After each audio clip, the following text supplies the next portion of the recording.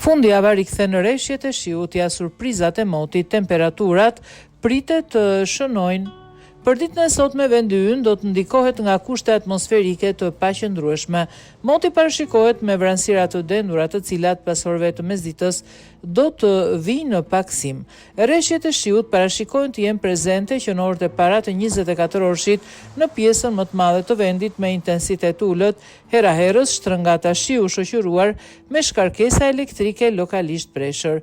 Gjatë ditës rreshjet e shiut parashikohet të jenë prezente të erpasershme, por me intensitet ullët kryesisht përgjatë relieveve malore të vendit si dhe në juglindje.